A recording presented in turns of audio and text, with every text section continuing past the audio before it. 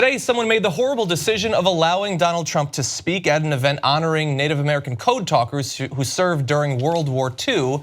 And because of that, no one was really that shocked when this happened. I just want to thank you because you're very, very special people. You were here long before any of us were here. Although we have a representative in Congress who they say was here a long time ago. They call her Pocahontas. But you know what? I like you. Oh my God. I thought it was a joke when someone tweeted about it at first.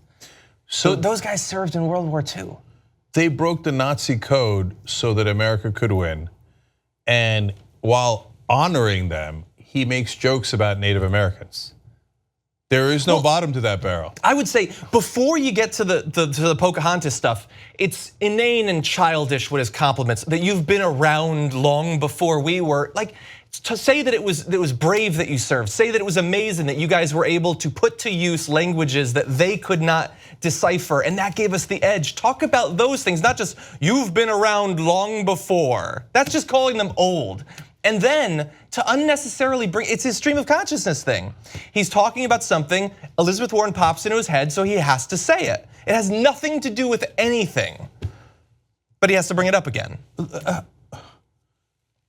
He said Pocahontas while honoring Native Americans who served during World War II. He's been told many times by organizations representing Native Americans, please, including the specific tribe that she comes from, or came from, I should say, please stop doing this. But he refuses, and he says other people call Pocahontas. No, you're the only person who calls her Pocahontas in the world.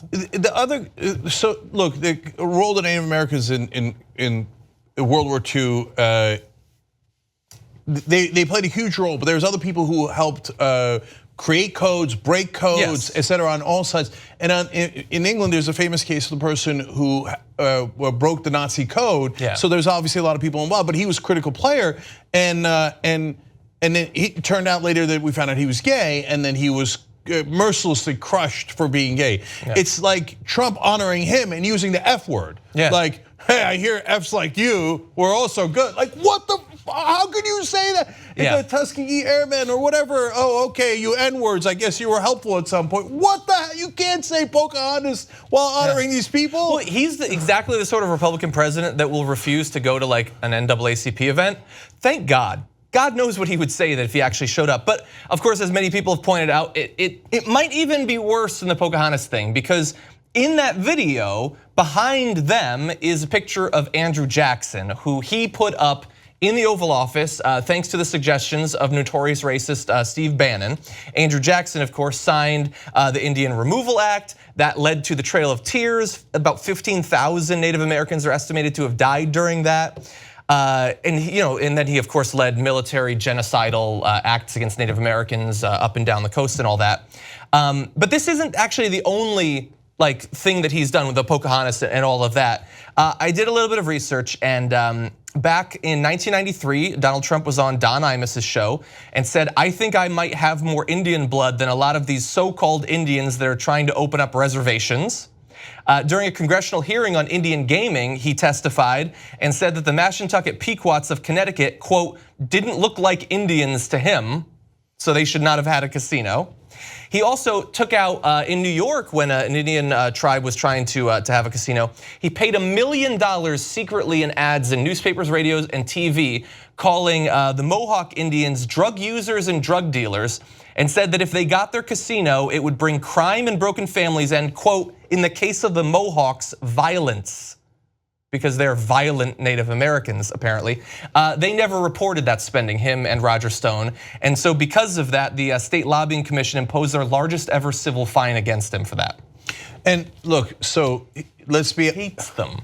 Let's just review all the things wrong with Donald Trump just in this tiny little story. One, remember he ran casinos. It's not like he thought casinos were a problem that created crime by definition. Yeah. So no, he was just trying to kill off his competition. So because of greed, he will say endlessly racist things that he doesn't care about at all. Sensitivities to Native Americans, honoring Native Americans. Donald Trump doing that. You might as well have Andrew Jackson do it himself. Yeah. Okay, and I remember when John Ashcroft covered a statue in the Justice Department because he might have seen her nip, right? But you're gonna do an honoring of Native Americans right under Andrew Jackson's picture. Okay, fine.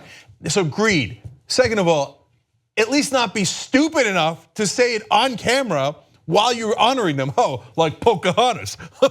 Thereby reminding everybody of all the racist things you've said about Native Americans in the past, right? So greedy and stupid. And then finally, what's the uniting theme?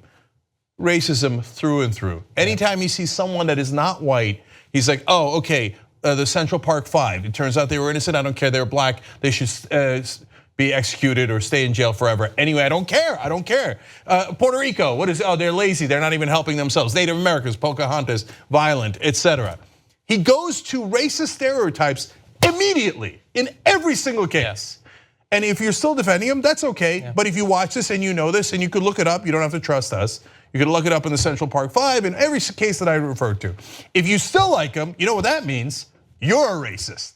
Go ahead, flip out and cry and be a snowflake, but you are. You're a deep-seated bigot and racist who likes Donald Trump, not despite the fact that he's a racist, but because of the fact that he's a racist. By the way, it also involves, if you go back to some of the research I was talking about, how cheap he is. Because while he was running those ads to stop one Native American tribe from being granted the license to have, I believe this is in northern New York, a casino.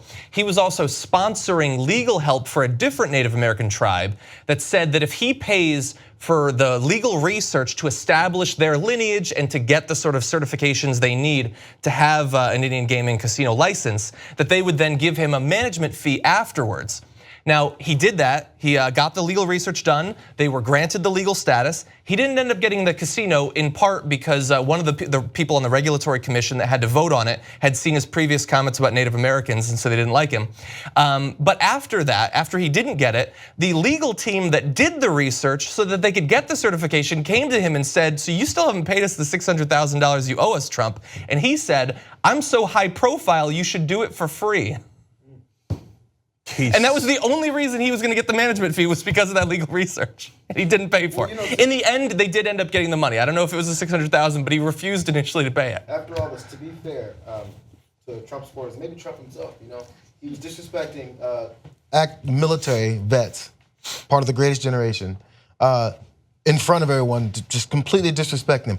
Good thing all the people that are mad about Colin Kaepernick and the kneeling, they're also mad about this disrespect of the military because they actually care about the military. It crosses all lines, They're outraged. They put Colin Kaepernick in one picture, then they put Donald Trump in another picture, and they're both disrespecting our military that we love so much. JR, man, this just came in. I hope you're not crestfallen. But it turns out they're not doing that. What you just watched was one of the videos that we do today, but we actually do a whole 2-hour show every single day. It's a podcast. You could watch it in video or listen to it as audio. You can download it, you can stream it, and you get it completely ad-free if you could become a member of the Young Turks. TYTnetwork.com/join.